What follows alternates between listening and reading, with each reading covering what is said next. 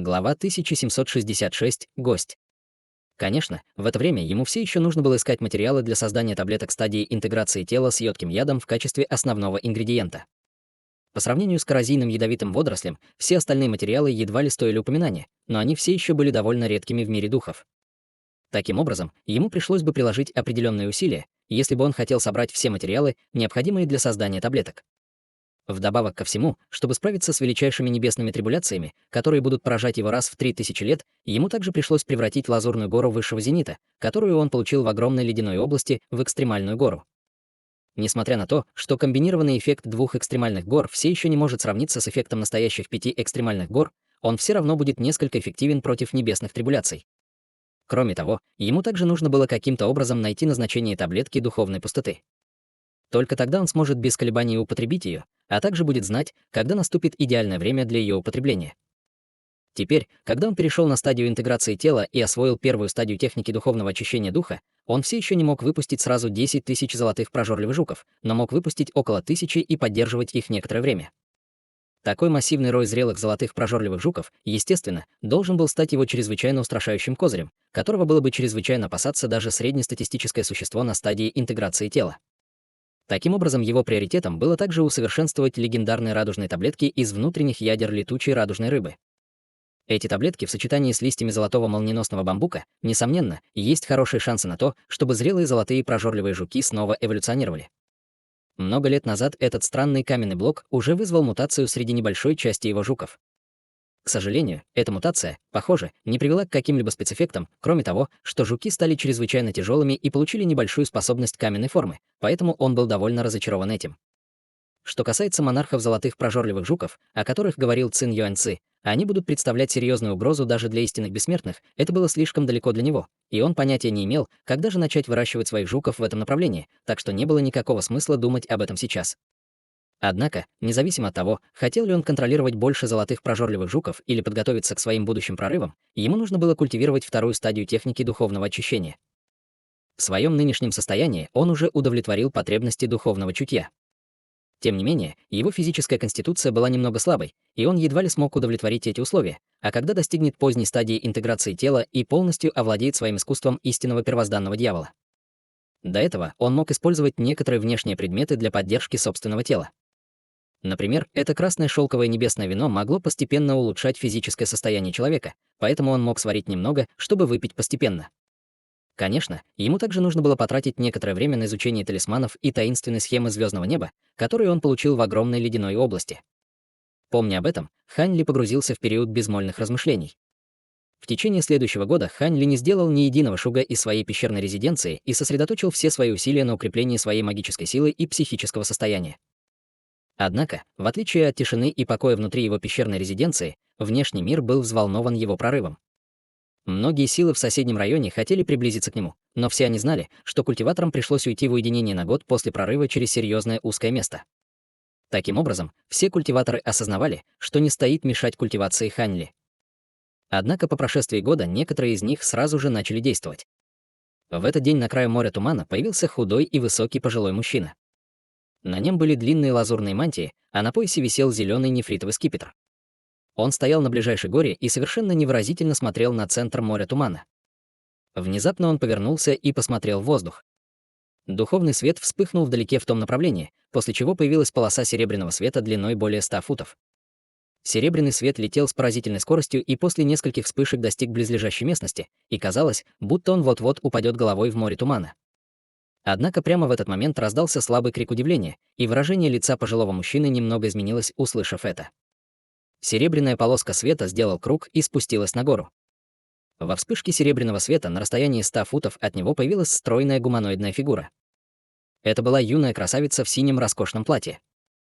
От ее тела не исходила странная аура, и на ее лице была приятная улыбка, из-за которой она выглядела обычной смертной красавицей.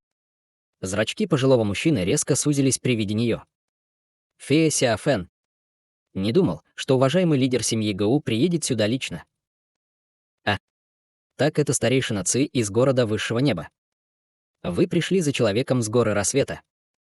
Спросила молодая женщина, делая легкий реверанс. Хехе, город высшего неба находится всего в нескольких месяцах пути отсюда, поэтому мы, естественно, довольно давно узнали, что здесь появился господин Даосист на стадии интеграции тела.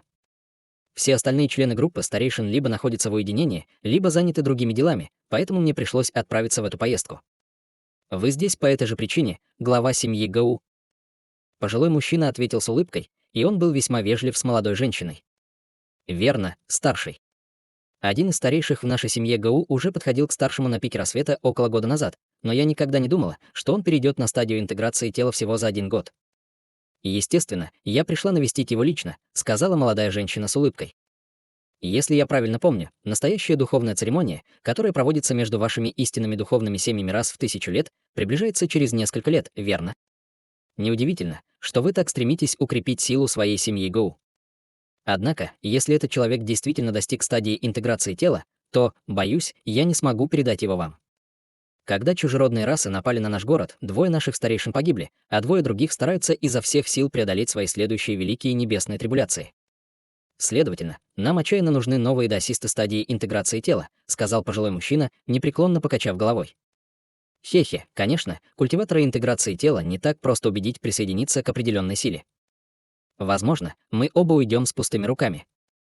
Давайте подождем, пока мы встретимся с ним и обсудим, сказал мужчина с равнодушным смешком. В самом деле. В таком случае, я навещу этого старшего вместе с вами, старейшина Ци. Женщина согласно кивнула, и пожилой мужчина тоже не возражал.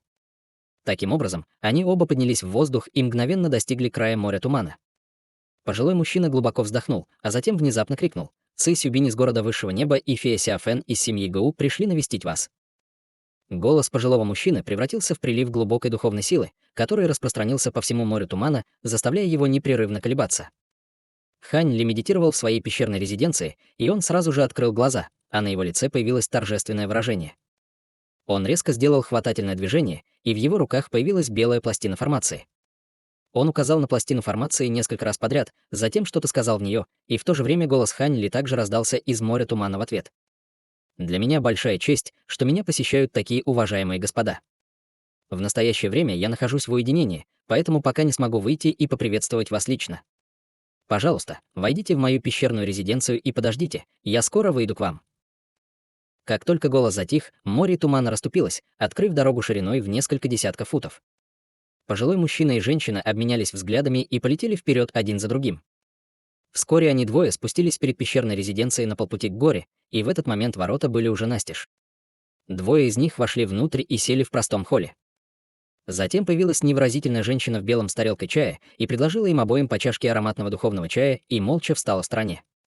Поначалу мужчина и женщина не обратили на нее никакого внимания, но, небрежно направив свое духовное чутье на женщину в белом, они оба были встревожены тем, что обнаружили. «Старший Ци, я буду права, если скажу, что эта женщина — марионетка». Девушка рассеянно послала свою передачу голоса. Это действительно марионетка, и, судя по ее ауре, она кажется марионеткой стадии пространственного закаливания. Странно то, что она, кажется, способна двигаться сама по себе, никем не контролируемая. У пожилого мужчины был еще более проницательный глаз, и он мог видеть некоторые детали, которые женщина не замечала. Молодая женщина была еще больше ошеломлена, услышав это. Однако, прежде чем они успели осмотреть женщину в белом, снаружи холла внезапно раздался звук шагов, вслед за которым спокойно вошел молодой человек лет 20. Молодая женщина немедленно бросила на него свой взгляд, после чего выражение ее лица немного напряглось, и она поспешно поднялась на ноги, сделав легкий реверанс. Как и ожидалось, вы действительно достигли стадии интеграции тела старшей. Поздравляю вас от имени нашей семьи Гау. Пожилой мужчина тоже поднялся на ноги и улыбнулся, сложив кулак в знак приветствия. «Приветствую, господин даосист. Я Ци Сюбинь, старейшина города высшего неба. Для меня большая честь встретить вас двоих. Простите меня за то, что я не вышел поприветствовать вас лично, господа», сказал Хань Ли с улыбкой, также приветствуя в ответ. «Ха-ха, вы только недавно достигли стадии интеграции тела, так что вы, должно быть, консолидируете свою базу культивации, и я, конечно, не могу винить вас в этом», ответил пожилой мужчина, погладив бороду. Обменявшись еще несколькими любезностями, каждый из них сел. По правде говоря, я почти не поверил этому, когда мне сообщили, что старший Хань достиг стадии интеграции тела. В конце концов, старейшина Гоу Юнь из нашей семьи только что вернулся, и он сказал мне, что вы были на стадии пространственного закаливания. Кто бы мог подумать, что вы станете культиватором интеграции тела всего через год? Благоговейно сказала молодая женщина. Хе-хе, на самом деле я тогда уже начал подготовку, чтобы преодолеть свое узкое место.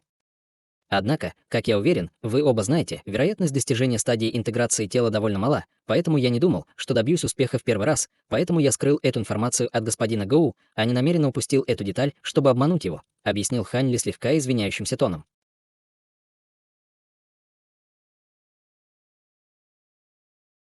Глава 1767. Приглашение на турнир Верховных Духов.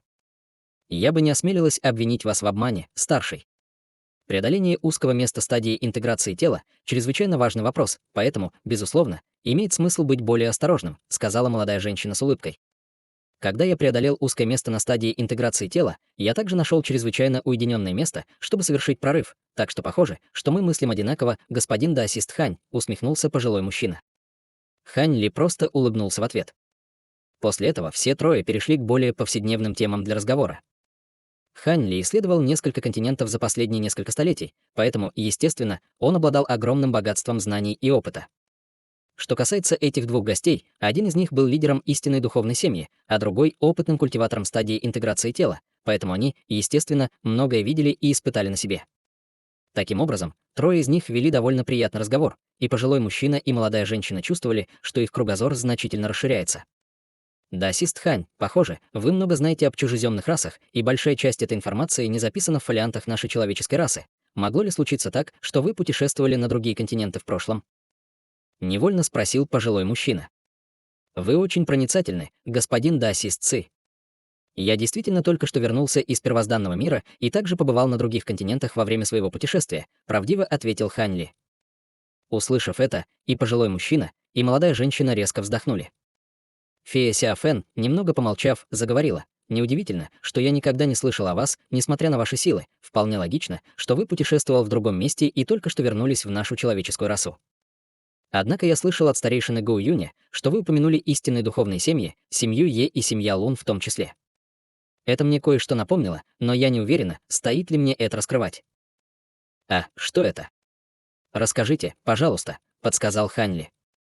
По правде говоря, после того, как старейшина Гоу Юнь сообщил мне о вас, я был очень заинтригована и послала некоторых из моих людей исследовать людей с той же фамилией, что и вы.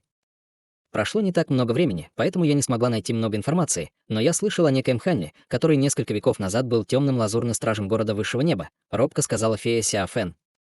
Услышав это, пожилой мужчина был весьма удивлен. Он был ошеломлен как тем фактом, что Хань Ли жил в городе высшего неба, так и тем фактом, что темный лазурный страж стал культиватором интеграции тела всего за несколько столетий. Выражение лица Хань Ли немного изменилось, услышав это, но после этого оно сразу же вернулось к норме, и он ответил: «Хе-хе, настоящие духовные семьи действительно очень изобретательны. Я не думал, что вы узнаете эту информацию обо мне всего за год. Несколько сотен лет назад я действительно был темным лазурным стражем, но снова обрел свободу, выполнив миссию. В таком случае, тот, кого ищут семья Лун и семья Е, это также вы, старший Хань», — сказала молодая женщина с немного странным взглядом в глазах. «Семья Е и семья Лун? Они искали меня». Услышав это, лицо Хань Ли слегка потемнело. «Семья Е искала вас более 100 лет, но после этого сдалась. Однако семья Лун до сих пор не отозвала свой официальный приказ о поиске. В течение этих последних лет семья Е и семья Лун находились в очень плохих отношениях друг с другом. Их отношения не настолько плохи, чтобы привести к полномасштабному конфликту, но они часто противостоят друг другу, и это ухудшение в их отношениях, казалось, началось примерно тогда, когда они начали искать вас, многозначительно сказала молодая женщина. Брови Хань Ли слегка нахмурились, но он не ответил и замолчал, погрузившись в свои мысли. «Вы когда-то были темным лазурным стражем. Это довольно удивительно для меня, но это хорошо, я могу сразу перейти к делу, и теперь мне не придется ходить кругами. Я уверен, что вы уже догадались о причине моего визита, верно, господин даосист Хань?» Сказал пожилой мужчина, откашлявшись. «Вы здесь, чтобы снова пригласить меня в город высшего неба?» Спросил Хань Ли, приподняв бровь. «Верно. Я здесь от имени группы старейшин, чтобы официально пригласить вас присоединиться в наш город. Имея базу культивации стадии интеграции тела, вы сразу же станете членом группы старейшин, если решите присоединиться к нашему городу. Что касается преимуществ, которые вы получите, вы уже бывали в городе высшего неба раньше, поэтому я уверен, что вы знаете о них, и я не буду тратить время на их перечисление», — серьезным тоном сказал Ци Сюбинь. «Хорошо». Созерцательное выражение появилось на лице Хань Ли, но он не стал сразу же давать ответ. Выражение лица молодой женщины слегка дрогнуло, и она тут же заговорила: «Раз старший Ци открыл эту тему для обсуждения, я также хочу сделать вам предложение. Как лидер семьи ГУ, я, естественно, также здесь, чтобы попытаться завербовать вас в нашу семью ГУ в качестве нашего приглашенного старейшины. Мы не только позаботимся о том, чтобы предложить вам удовлетворительные условия, наша семья ГУ никоим образом не ограничит вас, если наша семья не окажется в серьезной опасности, и ее условия казались еще более заманчивыми». Выражение лица пожилого мужчины потемнело, услышав это, но он не смог ничего сделать, чтобы остановить ее. Возможно, она была только культиватором стадии пространственного закаливания, но ее статус лидера истинной духовной семьи сделал ее силой, с которой нужно считаться даже в глазах культиватора интеграции тела. После короткой паузы пожилой мужчина продолжил: «В настоящее время существует острая нехватка культиваторов интеграции тела в наших расах людей и демонов. Помимо этого города, я уверен, что больше нигде в 3 регионах и 7 территориях, населенных так много существ на стадии интеграции тела одновременно. Члены группы старейшин нашего города смогут регулярно обмениваться опытом культивации, и я уверен, что это принесет большую пользу вашей культивации, если вы присоединитесь к нам. Кроме того, наша группа старейшин будут часто объединять свои силы, чтобы охотиться на некоторых могущественных древних зверей в первозданном мире. Никакие другие силы не смогут предложить вам эти условия, поэтому, пожалуйста, внимательно рассмотрите мое предложение, господин Даосист Хань. Я искренне предлагаю вам присоединиться к нашему городу». Услышав это, выражение лица Хань Ли немного изменилось, словно действительно испытало искушение. В нашей семье ГУ есть только один великий старейшина стадии интеграции тела, и, как одна из истинных духовных семей, у нас есть несколько уникальных секретных техник использования истинной духовной крови. Я слышал, что когда вы преодолели узкое место на стадии интеграции тела, вы призвали проекцию гигантской горной обезьяны. Насколько мне известно, ни одна из истинных духовных семей не унаследовала родословную гигантской горной обезьяны, поэтому я могу только предположить, что вы получили эту истинную духовную родословную за пределами человеческой расы. Желая, чтобы вы присоединились к нашей семье ГУ, я передам вам технику очищения и использования истинной духовной крови. Кроме того, если вы хотите сами основать другую истинную духовную семью через 10 тысяч лет, наша семья ГУ определенно не будет противостоять вам. Напротив, мы будем поддерживать вас изо всех сил. Девушка также выдвигала самые привлекательные условия, которые она могла предложить. Пожилой мужчина был весьма ошеломлен, услышав, что Хань Ли обладает истинной духовной родословной, и его выражение лица полностью изменилось, когда он услышал условия, предложенные молодой женщиной. Новая истинная духовная семья. Хань Ли тоже был очень удивлен, услышав это. Верно. С вашими силами и истинной духовной родословной, которую вы унаследовали, наша семья ГУ не осмелилась бы навсегда ограничить вас в качестве приглашенного великого старейшины. Пока вы готовы взять на себя роль приглашенного великого старейшины в нашей семье ГУ в течение 10 тысяч лет, мы предложим вам нашу искреннюю поддержку, если после этого вы решите основать еще одну истинную духовную семью. В противном случае, даже с вашими силами, вы обязательно столкнетесь с большим сопротивлением, если попытаетесь основать настоящую духовную семью. В конце концов, ни одна из истинных духовных семей не хотела бы, чтобы среди них появился новый конкурент, сказала молодая женщина с улыбкой. Хань Ли погладил подбородок и замолчал, услышав это. Кривая улыбка появилась на лице Ци Сюбиня. Хань Ли еще не дал ответа, но даже если бы он присоединился к определенной силе, ее определенно не было бы здесь, в городе высшего неба. Напротив, фея Сяофэн казалась довольно спокойной и собранной, но она также чувствовала себя довольно неловко, так как не знала, понравятся ли эти условия Хань Ли. В конце концов, многие высокоранговые культиваторы были заинтересованы в создании своей собственной большой семьи или власти, но было также много тех, кто был заинтересован только в культивации и не хотел иметь никаких связей с какой-либо коалицией, даже будучи просто гостем. В противном случае для города высшего неба не было бы так сложно найти новых культиваторов интеграции тела, чтобы заменить тех, кого они потеряли. После долгой паузы Хан Ли внезапно сказал то, что застало Ци Сюбиня и фею Сяофэн врасплох. «Я слышал, что небесный духовный владыка среди 3 властителей скончался не так давно, и что новый духовный владыка будет выбран примерно через 100 лет, это правда». Это действительно правда. Новый владыка будет выбран из культиваторов стадии интеграции тела на турнире, который состоится через 100 лет. «Вас это интересует, господин Даосист Хань?» — спросил пожилой мужчина с особенным выражением лица. «Вы думаете, у меня нет того, что нужно для участия в турнире?» — спросил Хань Ли с беззаботной улыбкой. Все культиваторы на стадии интеграции тела или выше имеют право участвовать в этом турнире, но почти все 3 властелина прошлого были культиваторами на пике стадии интеграции тела, и единственными редкими исключениями являются культиваторы на средней стадии с непостижимыми способностями. Насколько мне известно, никогда не было культиватора на ранней стадии интеграции тела, которому удавалось взять на себя эту роль с тех пор, как человеческая раса утвердилась в мире духов, сказал пожилой мужчина с кривой улыбкой. Вы действительно обладаете истинной духовной родословной, которая наделит вас огромными силами, но, скорее всего, еще слишком рано переходить к позиции духовного владыки. 100 лет будет достаточно, чтобы вы познакомились со своими новыми силами и способностями, и я боюсь, что вы не сможете конкурировать с теми, кто находится на средней и поздней стадиях интеграции тела, проговорила молодая женщина. Хе-хе, я недостаточно высокомерен, чтобы думать, что новый культиватор интеграции тела, такой как я, может стать следующим духовным владыкой. Однако я уверен, что многие другие культиваторы интеграции тела будут участвовать в турнире. Мне нужна только возможность познакомиться и пообщаться с этими даоситами.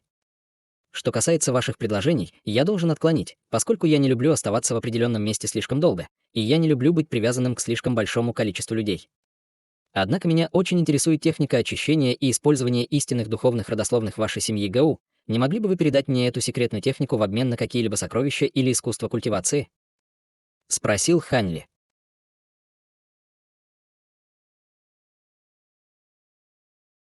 Глава 1768. Потенциальные опасности истинной крови. Молодая женщина была совершенно сбита с толку тем направлением, в котором внезапно принял этот разговор. Хань Ли не согласился присоединиться к их семье Гоу, но он все еще хотел получить их самую ценную технику очищения истинной духовной родословной, отчего она полностью потеряла дар речи. Несколько раз изменившись в лице, ей, наконец, удалось заставить себя улыбнуться, и она ответила: «Боюсь, я не смогу на это согласиться, старший Хань. Техники родословной нашей семьи Гау не могут передаваться посторонним даже в обмен на сокровища или искусство культивации. Конечно, все изменится, если вы примете мое первоначальное предложение». Хань Ли не был удивлен и обижен ее отказом, и он спокойно сказал: «В таком случае наша дискуссия может закончиться на этом. Я не присоединюсь ни к семье Гау, ни к другим силам. Похоже, что вам обоим придется вернуться с пустыми руками». Молодая женщина слегка вздохнула и замолчала, а Ци Сюбинь нахмурился. После этого все трое обменялись опытом культивации, неловкая атмосфера постепенно рассеялась. Через несколько часов они двое решили уйти. Хань Ли, естественно, попросил их задержаться из вежливости, но они настояли на том, чтобы уйти, поэтому ему не оставалось ничего другого, кроме как проводить их.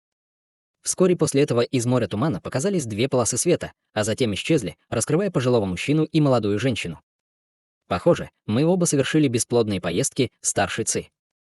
Я вернусь к семье Геу. Вы тоже вернетесь в город высшего неба?» С улыбкой спросила молодая женщина. «Пока что я не собираюсь возвращаться. Я слышал, что в регионе Сюань-У есть также новый культиватор стадии интеграции тела. Очевидно, он уже принял приглашение тиранического владыки, но я все еще хочу нанести ему визит просто на всякий случай», ответил после короткой паузы пожилой мужчина. «В таком случае мне пора», молодая женщина кивнула, а затем сделала легкий реверанс. После этого ее тело вспыхнуло духовным светом, и она улетела в виде полоски серебряного света. В мгновение эка серебряный свет исчез вдалеке. Пожилой мужчина остался на месте и долго смотрел в том направлении, куда улетела молодая женщина, и, наконец, выдохнул. Подняв руку, он призвал зеленое летающее каноэ, а затем взлетел на него и, сделав печать заклинания, улетел прочь в виде шара зеленого света. Таким образом, вокруг снова стало тихо и пусто. Однако примерно через час серебряная полоска света внезапно появилась снова и снова остановилась на краю моря тумана. Свет погас, и показалась молодая женщина. У нее было спокойное выражение лица, и она что-то сказала в море тумана, после чего перед ней снова открылась тропа. Она тут же влетела в море тумана, и путь постепенно закрылся. Примерно через 4 часа тропа снова появилась в море тумана, и серебряная полоса света снова улетела. Тем временем Хань Ли сидел в холле своей резиденции, держа в руке серебряный нефритовый талисман. Он рассеянно гладил талисман пальцем с задумчивым выражением лица. Нефритовый талисман мерцал серебряным светом, и на одной стороне значка был иероглиф «Гау», а на другой стороне значка было изображение трехголового зверя. У зверя было тело лошади, покрытое красной чешуей, а одна из его голов была как у единорога. 2 другие головы представляли собой головы черного тигра и головы синего льва. Это было появление легендарного истинного духа Лиху. Говорилось, что этот зверь по силе среди истинных духов ничем не выделялся, но его 3 головы контролировали силы 3 разных элементов, и каждый из них обладал невероятно мощной способностью. Эти способности были не только чрезвычайно эффективны в бою, но также оказали чудесное влияние на другие области.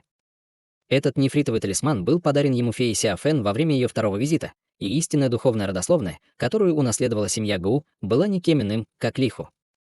Хань Ли также был довольно удивлен возвращением молодой женщины, и в настоящее время он вспоминал то, что она сказала ему по прибытии. Как только она вошла в холл, она кинула ему нефритовый талисман и предложила сделку, от которой ему было очень трудно отказаться. Она сказала ему, что Хань Ли не обязательно был приглашенным членом семьи Гоу в течение 10 тысяч лет. Все, что ему нужно было сделать, это оказать семье Гоу помощь во время церемонии истинного духа, которая должна была состояться между всеми семьями истинных духов через 10 лет.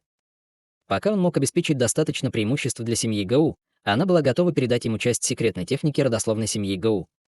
Конечно, она очень четко дала понять, что это была только часть секретной техники, при этом не самое важное, но все же это было то, что ни одна из других истинных духовных семей за пределами семьи Гоу не предложила бы ему. Хань Ли был очень соблазнен этим предложением, поскольку это означало, что ему нужно было помочь семье Гоу только один раз, а не быть связанным с ними на 10 тысяч лет. В его 12 пробуждающих трансформациях был метод уточнения родословной, но в конце концов это была техника, разработанная для существ летающих духов, так что были части не идеальные для людей. До достижения стадии интеграции тела он не обнаружил, что что-то не так. В течение прошлого года, когда он укреплял свою базу культивации, он, наконец, случайно обнаружил, что было много загадочных остаточных компонентов истинной духовной крови, которую он утончился внутри его тела. Он думал, что истинная кровь духа была полностью очищена, но эти остаточные компоненты были очень незаметно спрятаны внутри его тела, и это его сильно встревожило.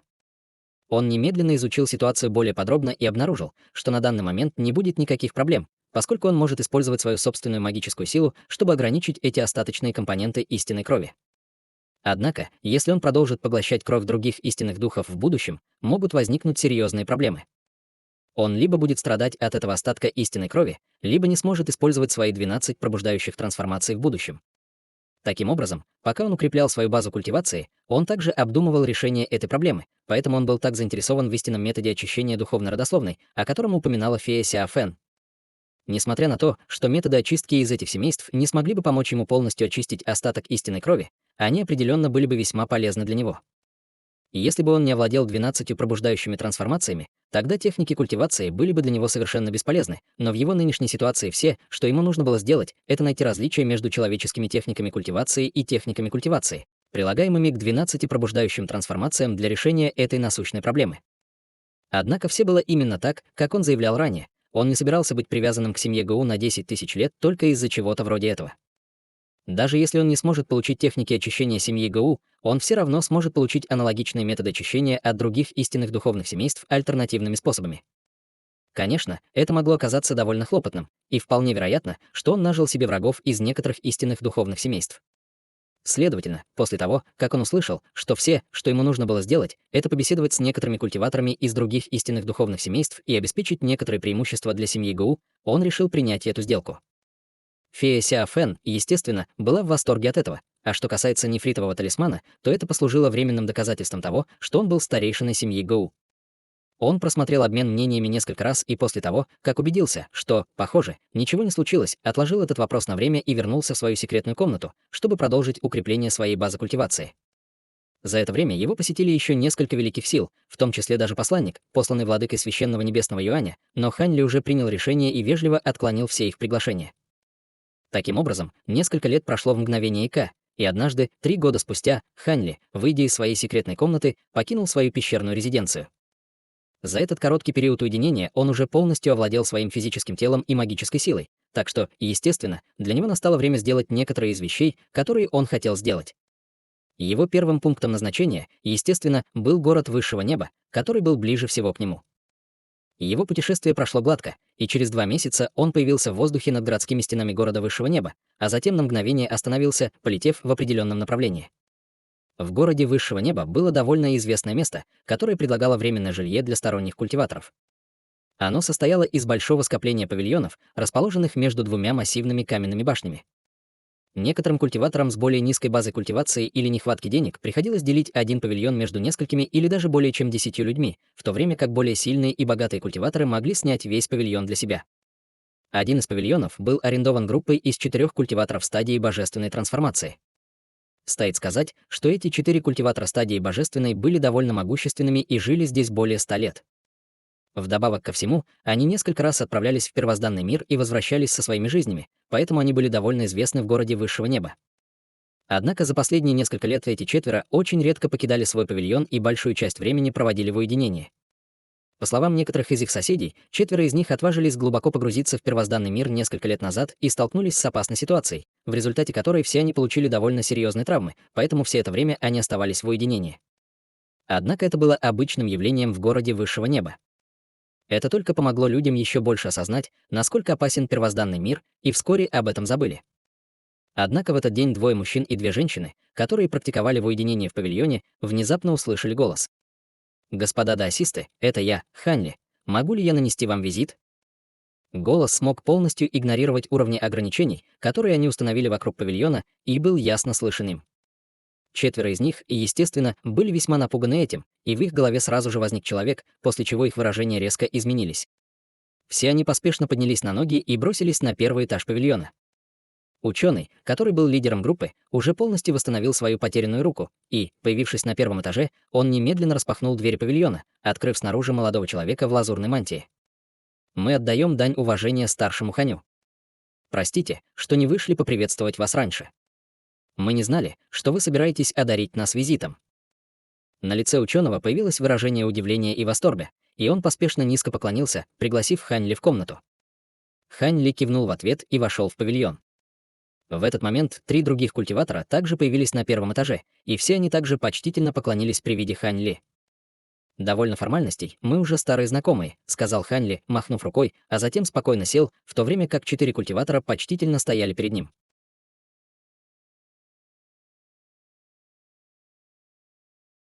Глава 1769. Старые знакомые. Хань Ли достаточно было взглянуть на 4 культиваторов, чтобы убедиться в их состоянии, и он спокойно заметил. «Похоже, что вы четверо еще не совсем оправились от испытаний, которые принесли в первозданном мире. Вы действительно очень проницательны, старший. Мы получили довольно серьезные травмы в то время, а наши базы культивации весьма посредственны, так что мы почти восстановились только наполовину», — честно ответил ученый.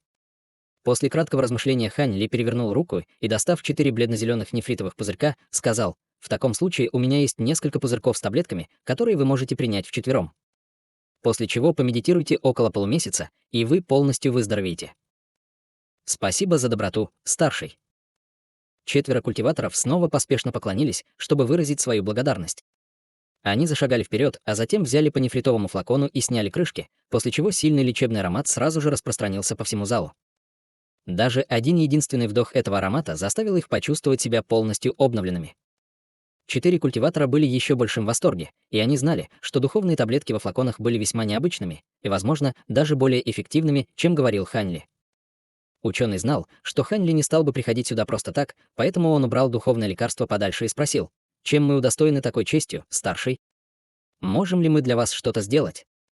У меня действительно есть для вас поручение. Это довольно простая задача, но она займет довольно много времени и потребует от вас на некоторое время оставаться в городе высшего неба. Надеюсь, с этим не будет проблем». «Конечно, я не стану просить вас сделать это за бесплатно», — спокойно ответил Хань Ли. Задача, которую задумал для них Хань Ли, не казалась опасной, и ученый почувствовал облегчение. Он сказал: «Будьте уверены, старший, мы четверо не планируем покидать город высшего неба в следующем столетии, поэтому вы можете свободно поручить нам любую задачу. Если это в наших силах, мы обязательно сделаем это. В таком случае, перейду сразу к делу. Я не уверен, помните ли вы о женщине-культиваторше по имени Наньгун Ван, о которой я упоминал вам раньше. Помогите мне проверить, находится ли эта женщина в городе высшего неба. Она — вознесенный культиватор, поэтому, возможно, она сменила имя.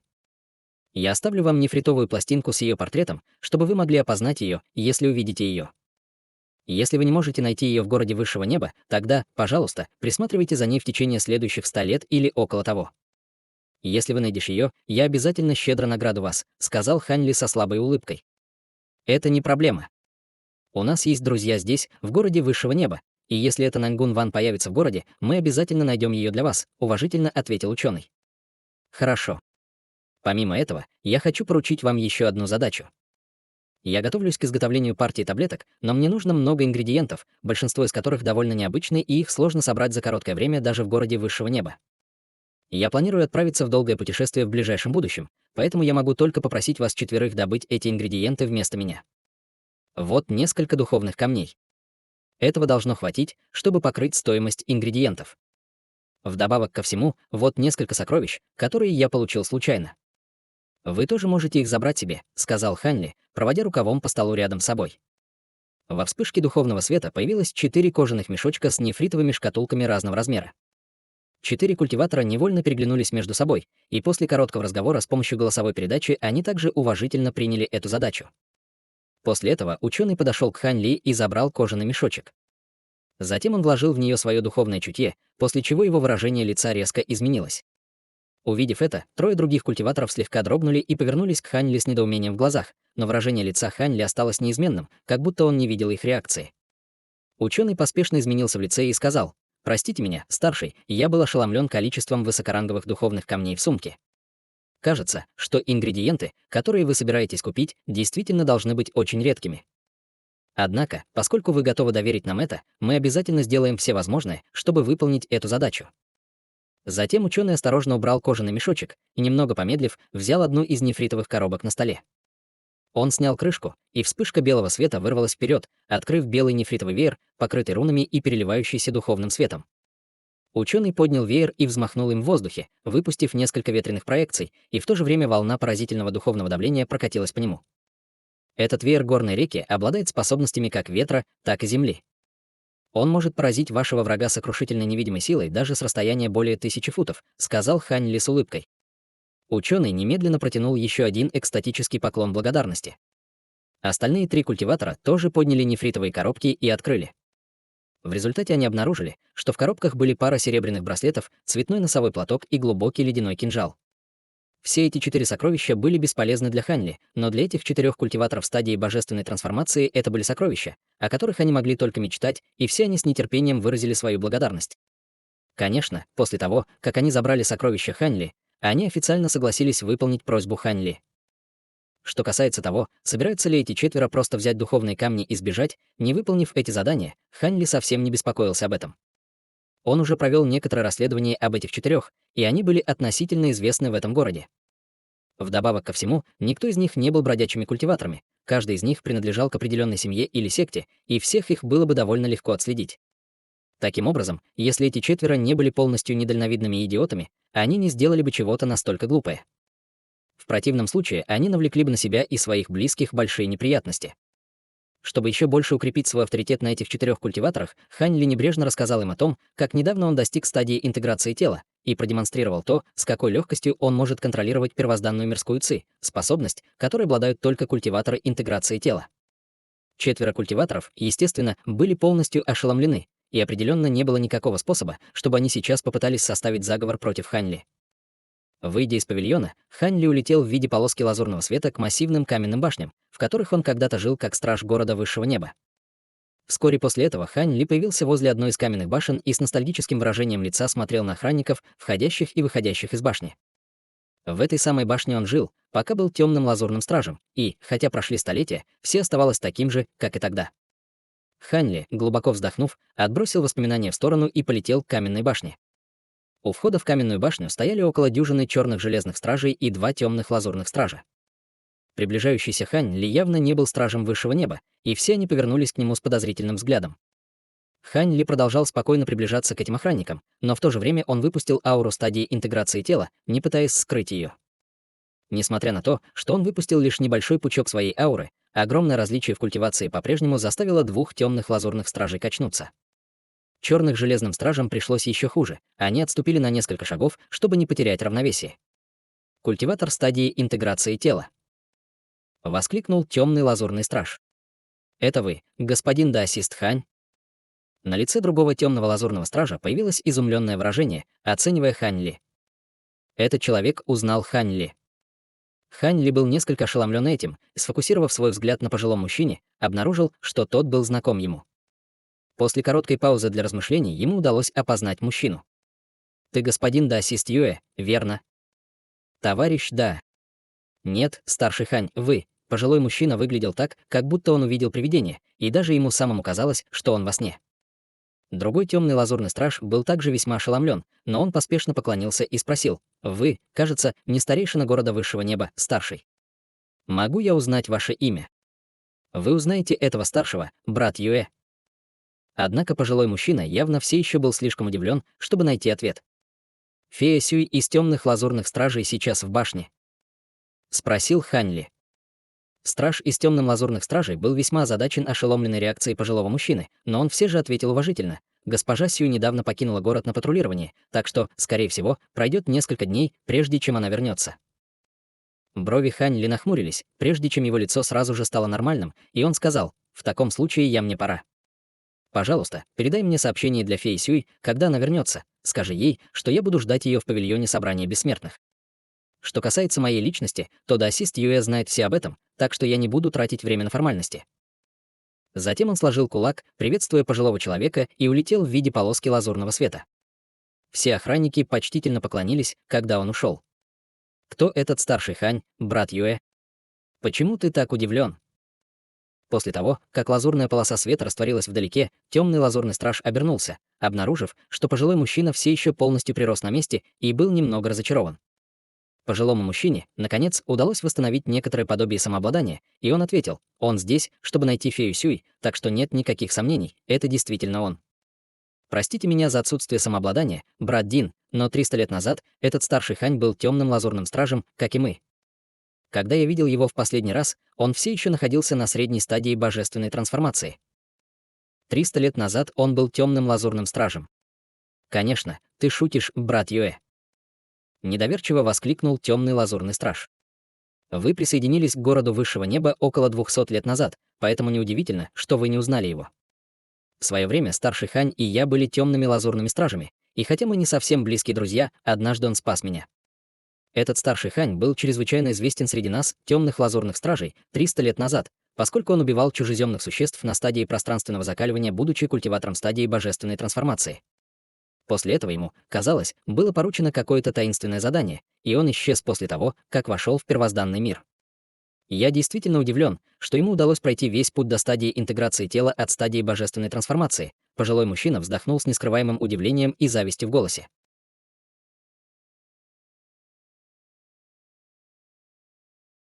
Глава 1770. Повторное появление дьявольской тени.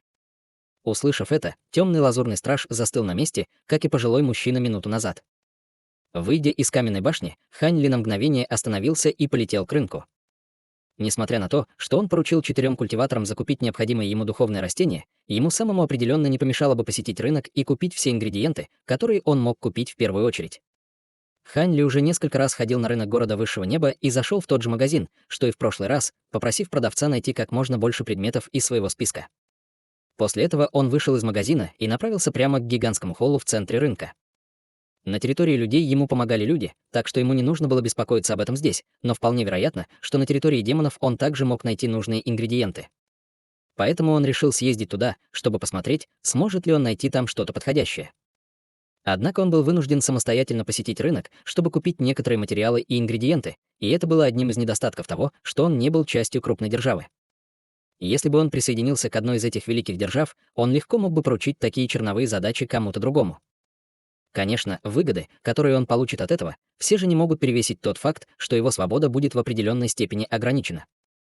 С его нынешними способностями он мог легко установить свою собственную силу, но это потребовало бы много времени и усилий, которые серьезно помешали бы его собственной культивации, так что это просто не стоило того.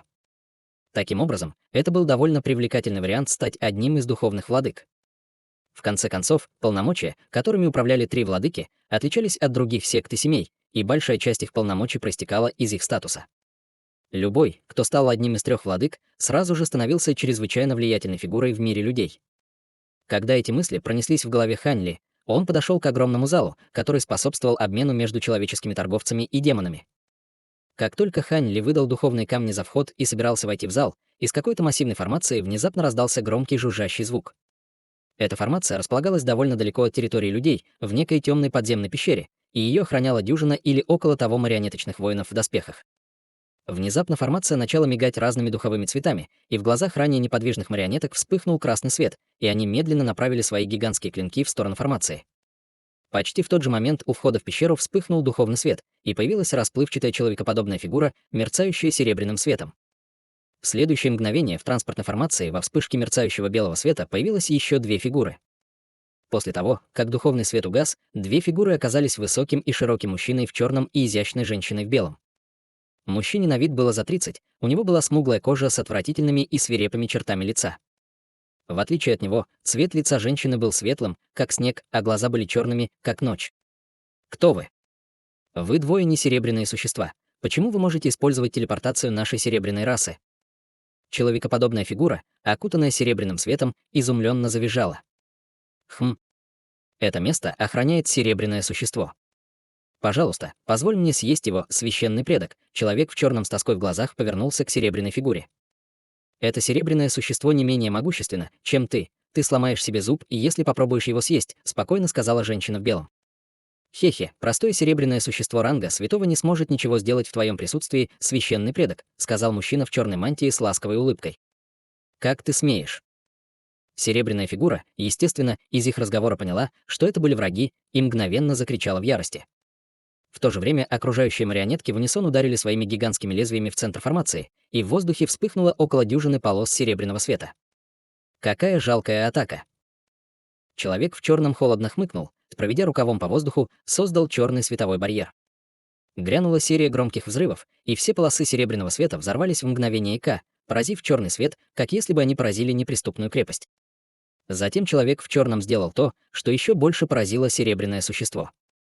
Он открыл рот, выпустив полоску черного света, которая поглотила весь серебряный свет и втянула его в его рот. Затем за спиной человека внезапно появилась огромная черная тень, после чего она ударилась, и снова прогремела вереница громких ударов. Все окружающие марионетки были измельчены стремительной черной тенью, не имея возможности оказать какое-либо сопротивление. Серебряное существо было очень встревожено, увидев это, и поспешно сфокусировало свой взгляд на черной тени, увидев, что это был массивный черный хвост, покрытый толстой и тяжелой чешуей. Хвост был более 100 футов в длину и несколько раз обвивался вокруг человека. Прямо в этот момент человек в черной мантии зловеще усмехнулся, и черный свет вырвался из его тела, над которым возникла огромная аура ранга святого. Серебряная фигура была ошеломлена его силой.